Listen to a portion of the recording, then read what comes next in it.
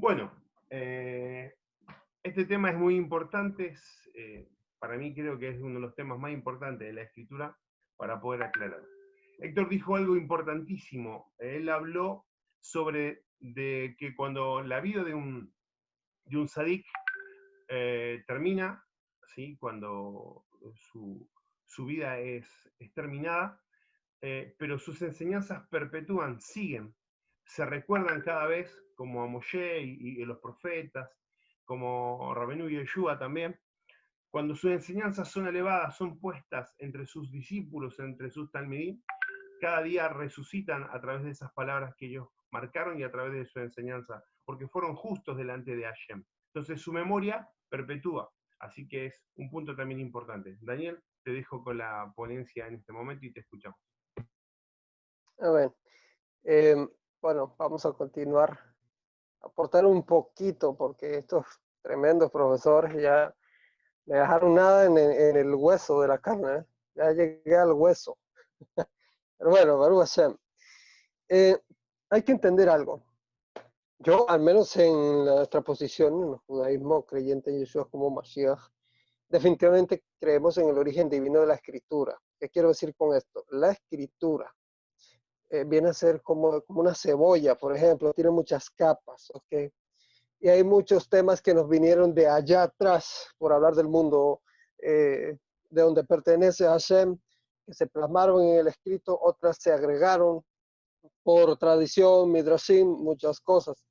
Y hay que entender algo, incluso lo vemos en las misbot, aunque hacemos un acto físico acá, en tierra, en este plano, también lo hacemos produciendo un efecto en el mundo espiritual, porque vamos, negar el mundo espiritual, eso no podemos hacerlo de ninguna manera, sería como exiliar a Hashem a otro plano donde queda completamente ausente de nosotros y imposible, porque dice la misma Torah, que Hashem llena a todo y en todos, ¿ok? Ahora, vamos a irnos al primer siglo, porque definitivamente, como comentaba, se me olvida el nombre de este otro varón que está acá con nosotros, creo que era Juan Pablo, si no me equivoco, decía que Mashiach tocó este tema de la resurrección hablándolo de una forma muy seria y no podemos creer que Mashiach nos estaba haciendo meramente simbolismos de un evento que consideramos y en la cual, a opinión personal, espero ser parte de una vez que esta vida sea quitada. Ahora, el amado Héctor, que recién entró, se fue hasta Adam Jabá, yo también quiero hacer un pequeño comentario acerca de este evento, porque aunque no está explícito, sabemos que la Torah no solamente posee un nivel peshat, no solamente un nivel literal, ni tampoco solamente un hidráulico, sino tiene niveles ocultos donde hay información críptica, codificada, que está escondida, porque como también decía el amado Jacob Santiago, también tenemos alusiones. Ahora, recordemos que el evento de la resurrección no es para esta edad presente, ¿ok? Es un evento que tiene que venir, que no ha sucedido, que lo más cercano que tenemos en la escritura ejemplifico es la resurrección de Mashiach, ¿ok? Es lo más cercano lo que pudiéramos usar como ejemplo para describir de esta promesa que está en la escritura para aquellos que con vida sadik, con vida de justo, pues obedece y observa Torah en este plano, en esta vida. Ahora, muy importante, ¿por qué mérito se va a lograr la resurrección? Porque esto no es para todos. ¿Okay? Está para todo aquel que se compromete con Hashem y con la observancia de la Torah, por supuesto como tal interpretada por Yeshua HaMashiach, entendiendo que Él es el que trae la correcta interpretación de la misma y es la que nos eleva por el principio de la Teshuvah, nos acerca, pero por la observancia de la misma nos eleva en un grado de Kedushah que nos lleva hasta Hashem. ¿Okay? El judaísmo explica esto así. Yeshayahu 26:19, Isaías 26:19 dice, los muertos vivirán, sus cadáveres resucitarán, despertad y cantad, moradores del polvo, porque tu rocío es cual rocío, y aquí hay un detalle, porque muchos rabinos, maestros, jajamín en Israel, hay una palabra hebrea que se dice orot, es plural de luces, pero el judaísmo talmúdico, por ejemplo, interpreta eso como hortalizas. y es por una conexión ahí con la cuestión de la tierra y el polvo eres, el polvo volverás, pero hay otro grupo, y de hecho es el grupo más grande, que se inclina por dar la interpretación de luces, y es por lo siguiente, porque el texto dice, tu rocío es cual rocío de las luces, y la tierra dará sus muertos, ¿ok? Ahora, y si bien la mayoría de los comentaristas clásicos se inclinan a la palabra hebrea orot, ¿okay? En algo físico, en el Talmud, por ejemplo, en el tratado Ketubot 111b, en el folio 111b, se apega a la raíz de la palabra luz, o sea, or, y se determina de modo contundente lo siguiente: todo el que ha tomado durante de su vida de la luz de la Torá, ¿ok? La luz de la Torá lo revivirá, dice el comentario. Y todo el que no tomó de la luz de la Torá, esta luz no lo resucitará. Ahora, estamos hablando de lo que está oculto, ¿ok? Porque, un ejemplo, Isaías 53, si lo vemos en nivel Peshat, vemos a Israel como siervo sufriente, ¿ok? Pero si nos vamos al nivel más claro, al nivel más el oculto, vemos y encontramos a Yeshua HaMashiach como el Mashiach ben Yosef, ¿ok? Esto es lo que quiero que tengamos claro. No, no encajonar, no encerrar a la escritura en solamente un nivel, Peshat. No, sino todas las aristas posibles conforme a la correcta interpretación en los niveles de interpretación de la Torah. ¿Qué quiero decir con esto? Que si los grandes sabios de Israel enseñaban que la luz de la Torah, que el que tomó de la luz de la Torah lo va a resucitar, la luz de la Torah, recuerden esto. Yohanan capítulo 8, verso 12, dice Yeshua tomó la palabra diciendo, Anihu Bejaor, yo soy la luz de esta edad presente. Y el que me sigue nunca más andará en tinieblas, sino que tendrá, no dice luz eterna, sino la vida eterna. Es una promesa de resurrección implícita y de vida eterna, poniéndose él a Mashiach como ejemplo de la luz, ¿ok? De la luz de la Torá. Y es de esto mismo que los sabios de Israel están mencionando. Ahora recuerden que Mashiach varias veces dijo, no solamente dijo que era la luz, sino también dijo que era el camino a Hashem y que nadie podía llegar si no era por medio de él. Luego el salmista también dirá, en tu luz vemos la luz. ¿Ok? Hablando también del Mashiach que está ahí oculto como el medio que nos lleva a Hashem. Ahora, tenemos que, y esta manera de consejo a los que vayan a oír en el futuro, esto, tenemos que definirnos en algo, porque aunque tenemos la historia, tenemos la arqueología, tenemos todas estas fuentes tremendas, tenemos que definirnos en algo. Tenemos que creer en algo. Tenemos que poner nuestra fe en algo, porque definitivamente cuando la vida sea cortada, tenemos que llegar con un argumento delante de Hashem, porque negar que no vamos a estar delante de Hashem para dar cuenta, mis amados, ahí sí estamos tremendamente en problemas. Shalom, esta es mi participación con Cristian.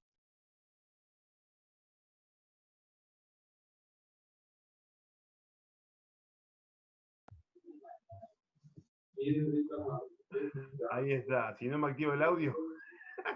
Bien, muy buena ponencia, Daniel, como siempre, impecable. Por supuesto, es muy bueno lo que dijiste, sobre todo al último. No se callen nada, pongan todo lo que tengan, preparen las bazucas, la metralleta, las granadas, acá estamos para eso, acá no se guarda nada. Así que te escuchamos, querido Juan, que hoy te escuchamos muy bien. Bueno, yo dije que había un poco de mitología en cuanto a la resurrección. Bueno, considero esto porque realmente hay, por ejemplo, digamos, en la antigüedad siempre se decía, por ejemplo, el tema de Asclepio, hijo de Apolo, y era inmortal, ¿no? Así también Esculapio, Quirón y todas estas personas, prácticamente pues se les creía que, se pensaba, ¿no?, que había una resurrección para ellos. Esa es, bueno, la mitología. Pero cuando ya nos vamos a la Torá, o sea, vemos que realmente pues el Eterno tiene una promesa para su pueblo. Y esta promesa, pues, es del retorno, ¿no? O sea, encontrarnos después de que nosotros hemos muerto, ¿no? Retornar hacia el Padre, pero los requisitos son, como dijo el hermano Daniel, Moré Daniel, vivir en el or, en la luz de la Torá. Y si no se vive en esa luz de la Torá, pues no va a haber retorno, imposible. O en otras palabras, no habría la resurrección. Entonces, el principio, como dice en Juan, por ejemplo, dice que el que está muerto, ¿no? Y el que cree en Yeshua vivirá por medio de la palabra, por medio de la Torá, porque Yeshua es la palabra, o sea, la Torá viviente. Y si es la Torá viviente, pues, y en el Eterno está la vida que nos ha dado cada uno de nosotros, entonces, mediante el Rabí Yeshua de Nazaret, nosotros pues vamos a retornar y como es nuestro hermano mayor, bueno, vamos a retornar al Padre, ¿no? Vamos a regresar, vamos a resucitar. No estoy hablando yo aquí de resurrección, sino de retorno al Eterno. Bueno, ese es mi punto de vista en cuanto a lo que entiendo por la promesa del Eterno para Abraham, para Jacob y para Isaac, ¿no? Del retorno de ellos, pero mediante la obediencia, el sometimiento a la Torá. Ese es mi punto de vista y lo dejo, y muy agradecido, lo dejo para el siguiente hermano. Muy bien, Juan Alfonso, muchísimas gracias. Argenis, ¿puedes abrir tu micrófono?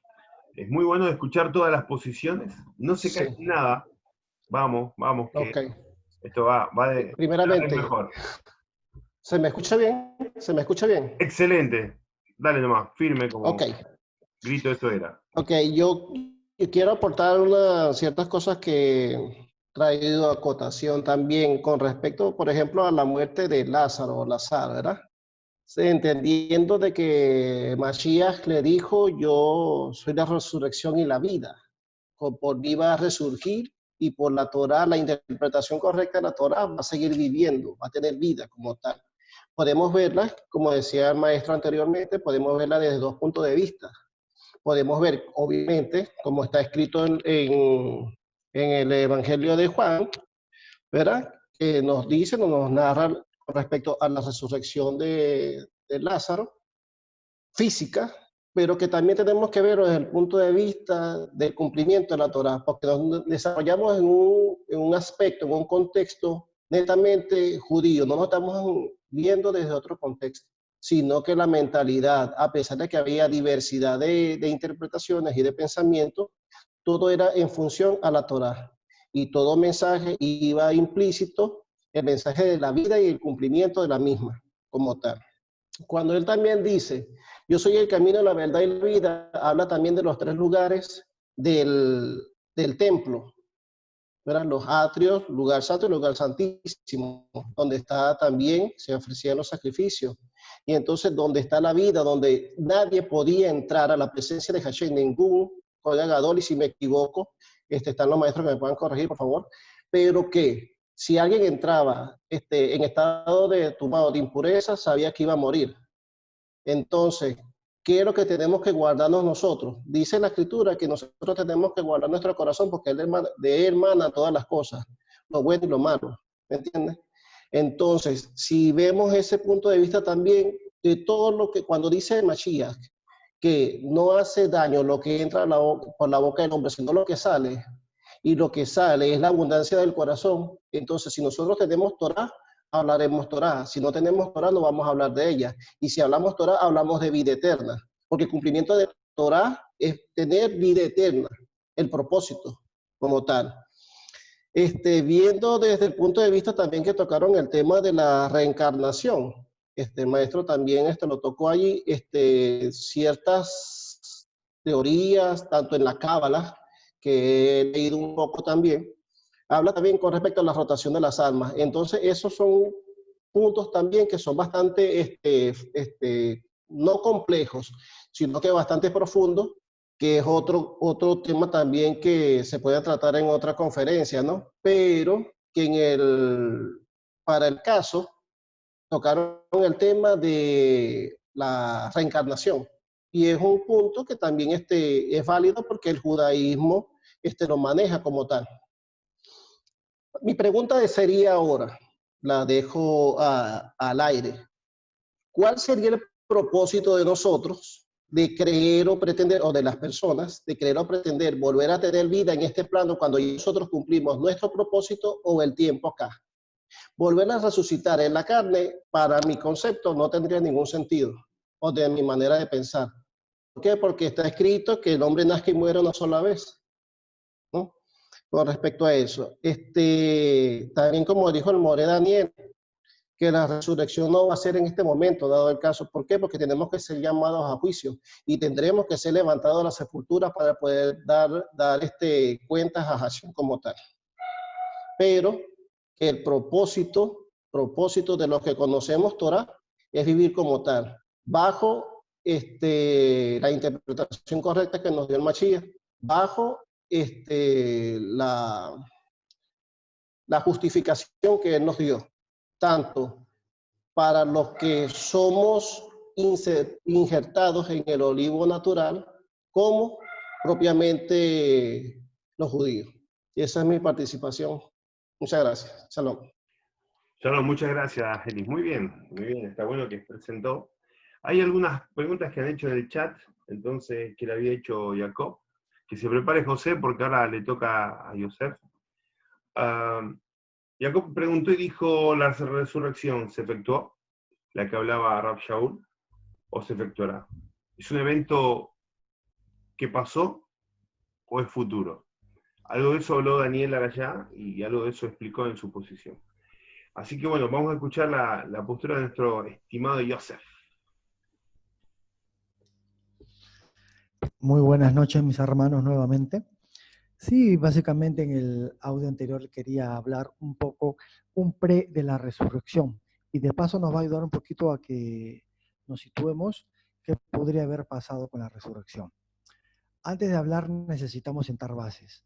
Sabemos que hay un evangelio de Marcos, hay un evangelio de Mateo, de Lucas y también de Juan. Pero el más antiguo es el evangelio de Marcos. Mateo se agarra de Marcos para teologizar. Por eso se acuerdan la genealogía de los 14, era porque David suma su gematría 14, entonces Mateo quería construir su gematría y quería demostrarle a los judíos de que él era el Mesías, ¿no? Y así también vemos a Lucas, que también se agarra de Marcos. Pregunta, si queremos analizar antes de la resurrección, la muerte, el entierro de Jesús de Yeshua, ¿qué evangelio tendríamos que analizar? El más antiguo, ¿verdad? Marcos. Entonces vamos a hablar un poquito acerca del entierro, para que ustedes se den cuenta que luego Mateo y Lucas lastimosamente no cuadra con Marcos, comienza a teologizar, bueno, cada uno, ¿verdad? Entonces vamos a empezar de una manera así rápida. Punto número 1, necesitamos agarrarnos de Hechos 13:28. Y sin hallar causa alguna de muerte, pidieron a Pilato que lo matara. Y cuando cumplieron todas las cosas que habían sido escritas acerca de él, bajándolo del madero, lo pusieron en un sepulcro. Hay que tomar nota. Bajándolo de un madero, lo pusieron en un sepulcro. Luego, Marcos capítulo 14, versículo 55. Dice, y los sumos sacerdotes, y todo el Sanedrín, buscando testimonios contra Yeshua para matarlo, pero no lo hallaban, dice, ¿no? Muy de mañana los principales sacerdotes, después de consultar, mire, los principales sacerdotes, después de consultar con los ancianos, con los escribas, y otra vez, miren, todo el Sanedrín, ataron a Yeshua, se lo llevaron y lo entregaron a Pilato. ¿Me dejo entender? Ahora lo que vamos a ver es algo que quizás no nos hemos escudriñado, pero lo vamos a ver ahora con pinzas. Dice, Pilato se sorprendió de que ya hubiera muerto. Marcos 14:42 dice, llegado ya el atardecer, puesto que era la preparación, esto es el día anterior al reposo, vino José de Arimatea, y aquí viene la clave. Vino José de Arimatea, un miembro respetable del Sanedrín, el cual también esperaba el reino de Dios, y entró osadamente ante Pilato y pidió el cuerpo de Yeshua. Entonces vamos a construirlo. Acá dice que todo el Sanedrín estaba de acuerdo. ¿Quién formaba parte del Sanedrín? José de Arimatea. Pero ¿qué pasa con José de Arimatea? Lo han construido Mateo y Lucas de que José de Arimatea era uno, dice que José de Arimatea se opuso ante el Sanedrín. El otro de que lo amaba secretamente, me dejo entender, pero Marcos no dice eso, Marcos dice que todo el Sanedrín. La pregunta sería si nosotros vamos a seguir investigando qué es lo que pasa. Dice, José de Arimatea, ¿por qué va a pedir el cuerpo? Porque eso estaba en la ley de Moisés, eso estaba en la Torá. No va a pedir el cuerpo porque, como lo pinta Mateo y Lucas, era su discípulo. No, va a pedir el cuerpo porque todo el Sanedrín estaba en contra de Yeshua. ¿Me dejo entender? Entonces, cuando va a pedir el cuerpo José de Arimatea, no va a pedir por un tema de amor hacia Yeshua, de una creencia hacia Yeshua como nos han enseñado, sino porque él formaba parte del Sanedrín y era necesario, por cuanto dice la Torá, que ahí no muera ahí, sino que había que enterrarlo, ofrecerle el cuerpo o darle el cuerpo a José de Arimatea. Entonces, ese es el punto número uno que queremos entender. Si vamos a agarrar los 4 evangelios para analizar la resurrección, el entierro de Yeshua, lastimosamente vamos a encontrar este tipo de problemas. No podemos nosotros, como personas serias académicas, poder resolver este tipo de asuntos con todos los evangelios, solamente con el más antiguo, porque sabemos que los otros se agarraron de Marcos y han teologizado sobre Marcos. Bien, entonces seguimos y hay que entender algo, ¿no? Lo más probable, como se dice aquí, es que José de Arimatea pues no era amigo, no creía que Yeshua era el Mesías, como ese versículo que dice, a los suyos vino y los suyos no lo recibieron, ¿no? A los de su propio oficio vino y los de su propio oficio no la recibieron. Bueno, aquí está José de Arimatea, ¿no? Entonces, punto número 2. En la parte romana, nosotros no podemos aceptar, o sea, en este caso ellos, de que Pilato le dé el cuerpo a uno de sus discípulos. No, eso no existe tampoco. Entonces, Pilato le entrega el cuerpo precisamente pues al Sanedrín. No se lo entrega a ninguno de los seguidores de Yeshua. Eso no tendría sentido tampoco, ¿no? Hablo en cuanto a las leyes. Entonces vamos a ver aquí algo un poquito, vamos a escudriñar un poquito, dice. Entonces había 2 formas de enterrar. La primera era honorable y la segunda era humillante. Algunos lo tiraban a la fosa común, ¿verdad? Por eso vemos que cuando recibe el cuerpo José de Arimatea, las mujeres vemos que Marcos estaban de lejos. ¿Y por qué no lo ayudaron? ¿Por qué estaba de lejos? Porque precisamente pues era su enemigo, ¿no? Entonces vamos a ver estas 8 formas en las cuales una persona que ha vivido Torah, ha obedecido, ha sido un justo, muere. ¿Me dejo entender? Y es así. Los 8 pasos, dice. Primero, se lava el cadáver. Segundo, se ponía mirra con perfumes. Tercero, se ungía con aceite. Cuarto, se vestía el cuerpo. Quinto, se peinaba. Sexto, se cerraban los ojos, ya que si estaba con los ojos abiertos, no se podía, o sea, tenía la idea de que si alguien moría con los ojos abiertos, entonces esta persona no podía ver el reino de los cielos, entonces tenía que estar con los ojitos cerrados, ¿no? Y bueno, y el último es el velo sobre la cabeza y el sudario. Entonces, ¿por qué construyo todo esto? Porque cuando nosotros vamos a ver después, lastimosamente, de este entierro, vamos a ver de que, y esto lo dicen los académicos, que hasta ahí nada más queda nuestro Mesías. Yeshua queda hasta ahí. Después que ocurrió todo lo que le acabamos de explicar, vemos de que simplemente llega el viernes y bueno, Yeshua no se aparece más, ¿no? Entonces, para terminar, para terminar, hay una frasecita que también está en la mismísima Biblia, dice, nosotros creemos que Yeshua ha resucitado, dicen ellos, ¿no? La pregunta es, ¿y por qué creen que Yeshua ha resucitado, no? Bueno, lo que pasa es que si creen es porque no lo vieron, ¿no? Ustedes se acuerdan a Felipe, ustedes se acuerdan cuando le dice, tócame, le dicen, ¿no? ¿Y qué hace Felipe? Le dice, bueno, lo toca, ¿no? Y recién creyó. Pero acá también vemos algo muy importante, ¿no? Que es lo siguiente. En realidad, en esa parte, los grandes académicos lo que citan es que Yeshua le dice, felices o bienaventurados los que no creyeron, perdón, los que vieron y, no y creyeron. No, perdón, bienaventurados los que no vieron y creyeron. ¿Me dejo entender? ¿Quiénes son los bienaventurados que no vieron y creyeron? Precisamente pues las personas que no lo habían visto a Yeshua resucitado, ¿no?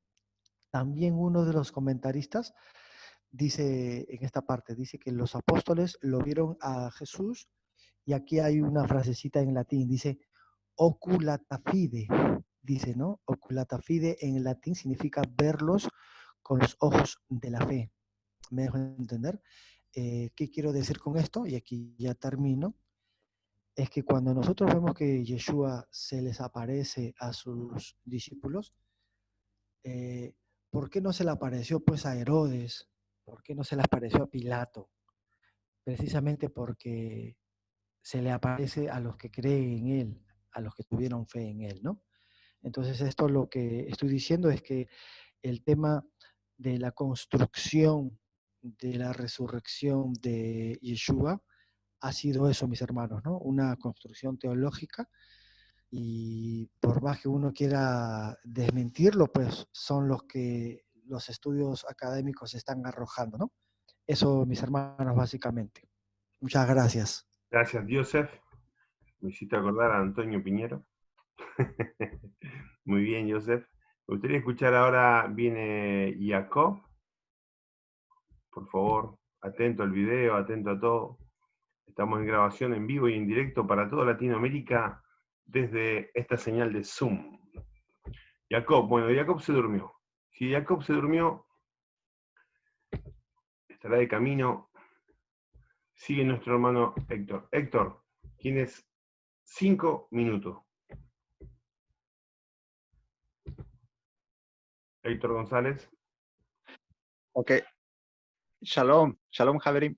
Sí, gracias, Cristian. He escuchado a todos lo que han comentado y es muy interesante, la verdad. Es un tema muy amplio. Quería continuar y también contestar una duda que tenía un hermano sobre la cuestión de la reencarnación y cuál es su ligadura o su unión a lo que es el Mashiach y lo que es la resurrección. Pero antes de contestar esa interesante pregunta, voy a continuar con donde me quedé, en el tema de la resurrección. Y quiero compartirles aquí lo que menciona los escritos sagrados en el judaísmo, como la cuestión del Talmud y el Ketubot 11a, donde habla también quiénes resucitarán. Y mencionan aquí unos textos de lo que viene siendo el Targum de los profetas. Y menciona algo muy interesante en el Midrash Rabbah, en el capítulo 96 y también en el Midrash. Dice que van a resucitar todos los muertos en el territorio de Israel. Y hace una pregunta talmúdica, ¿qué pasará con aquellos que murieron fuera de Israel? ¿Qué pasará con estos, con esos justos? Dice el Midrash y el Talmud que esos muertos, esas personas que murieron fuera de Israel, se transportarán por la tierra hasta la nación de Israel por medio de túneles.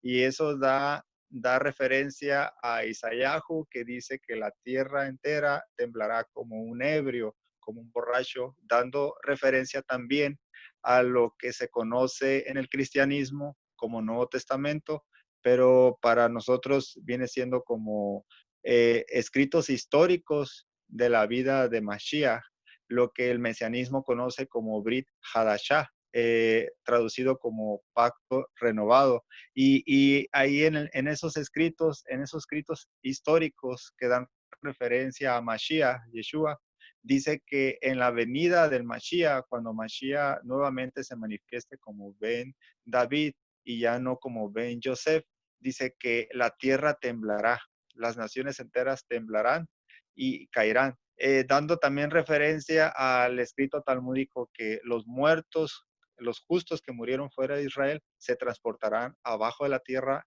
y se levantarán exclusivamente en la nación de Israel. Y eso también da referencia a la reunión de las 12 tribus de Israel, juntamente con los que quedemos vivos en ese momento y con los que hayan muerto, dando referencia también a lo que dijo Rab Shaul en sus cartas a las Keilot, que dice que en ese tiempo muchos resucitarán y los que hayamos quedado seremos levantados y llevados. El cristianismo moderno lo ha mal traducido como la creencia del arrebatamiento o del rapto.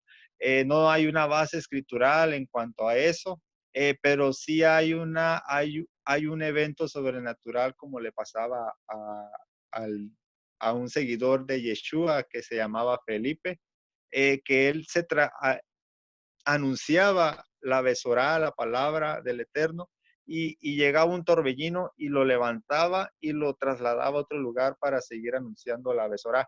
Y lo mismo le pasaba a Eliyahu, Hannabi, al profeta. Eliyahu también le pasaba lo mismo. El Eterno lo transportaba de un lugar a otro para seguir anunciando la besorá del Eterno, para que se arrepintieran aquellos que andaban alejados de los mismos de Hashem. Y ese mismo evento dice que va a ocurrir y todos los justos se van a reunir en la nación de Israel. Eso no tiene nada que ver con el rapto ni nada de eso, sino tiene que ver más bien con la resurrección de los muertos. Y la resurrección de los muertos es la culminación de la corona de vida que el justo, el sadik, va a recibir en aquel día. Esa es la esperanza, es la recompensa. Si tú eres fiel hasta el final, recibirás la corona de vida y tendrás derecho al árbol de la vida que está en el gran Edén. Es el jardín del Edén. Y todos los justos se levantarán al final de los días en Jerusalén, en la tierra de Israel. Y no solamente se levantarán, sino serán reunidos. La palabra reunir dice que los junta, especialmente en la nación de Israel. Y eso da referencia a esos libros que mencioné, Midrash en la sección 3 y el Midrash Rabbah en el capítulo 96. También menciona en Isaíahu 26:19, dice, tus muertos vivirán, sus cadáveres resucitarán, despertad y cantad, moradores del polvo. También dando referencia a lo que mencionó Daniel, que dice, en aquel día muchos resucitarán para vida y resplandecerán como el sol en el firmamento. Pero también en aquel día muchos se levantarán del polvo para confusión perpetua, dando origen a dos resurrecciones. La primera resurrección será la reunión de los justos en la nación de Israel para recibir la corona de vida y ser dignos de comer del árbol de la vida en el cual fue prohibido cuando Adán y Java cayeron por desobedecer el misbod, de no comer del árbol del conocimiento del bien y del mal. Ahora dice que Daniel menciona una segunda resurrección, pero para vergüenza y confusión perpetua. Todos están hablando de aquellas almas que jamás se esforzaron a hacer tikkun en esta vida o en las anteriores. Ahorita voy a mencionar también el texto de Rab Shaul, donde dice que los hombres está determinado que mueran una sola vez y después de esto el juicio. ¿A qué se refiere Rab Shaul cuando habla de eso? ¿A qué se refiere y qué legadura hay con la resurrección de los muertos? ¿Y a qué se refiere también cuando menciona los lugares del templo y el sacerdote y la muerte del Mashiach? Porque podemos ver el espíritu del Mashiach y el Se está